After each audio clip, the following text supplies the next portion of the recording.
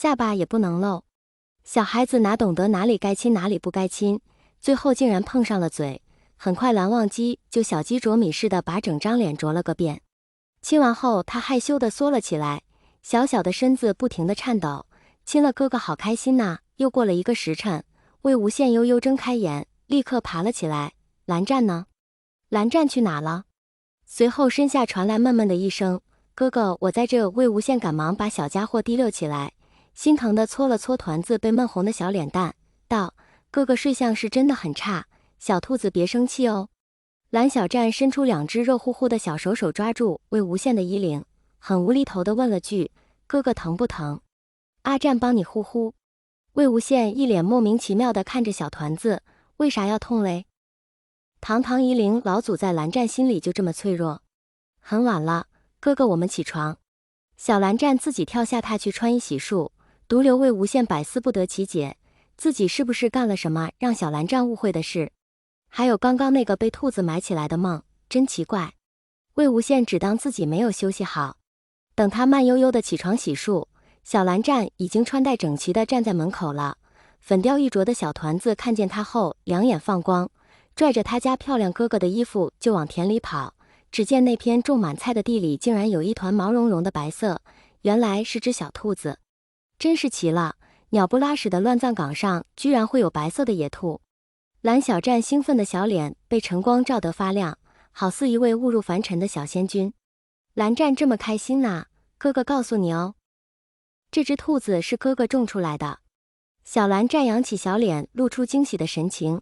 兔兔真的可以种？顽劣不堪的老祖继续逗小团子。当然啦，只要放进去1粒兔种子，没多久就会长出一只小兔子啦。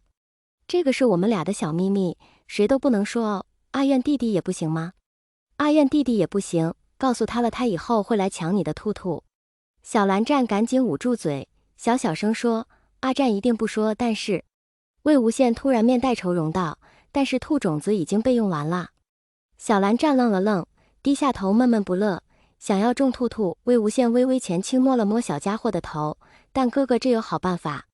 阿湛自己把自己埋进土里，再晒晒太阳，浇水，就会长出小兔子。为什么呀？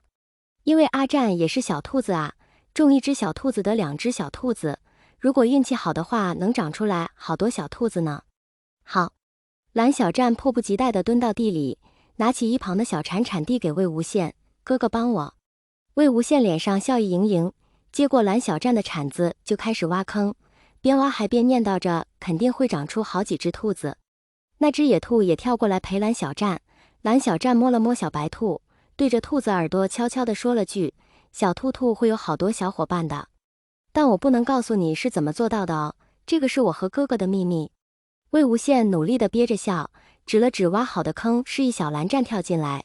小家伙毫不犹豫地跳进去，满脸期待地看着魏无羡：“我要种出最大的兔子送给哥哥。”而良心被狗吃了的老祖乐呵呵地开始往里面添泥，填满后还尽心尽责地把土拍严实，拍干净手后掐了掐小蓝湛脸上的小奶瓢，笑眯眯地说：“最大的兔子肯定没你大。”魏无羡，过来用膳。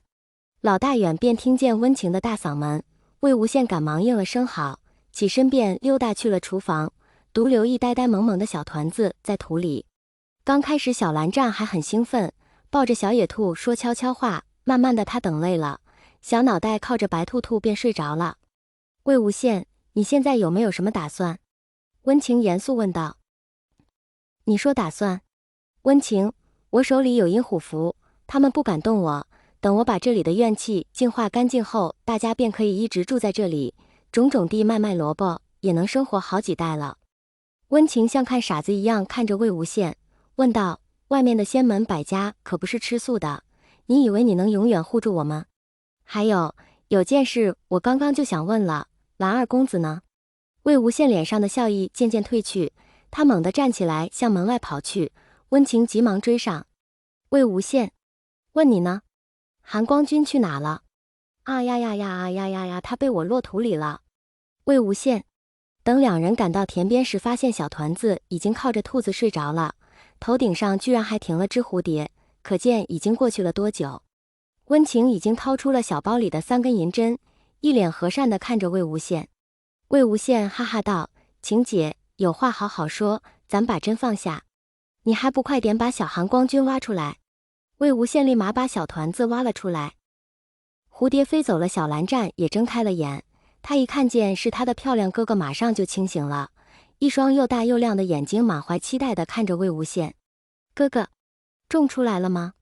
魏无羡故作遗憾道：“没有，可能是因为阿战睡着了。”小兔子趴下道：“阿战所以没长出来。”蓝湛的嘴角迅速塌下，眼里蕴满了2泡泪水，连小奶音都颤抖起来。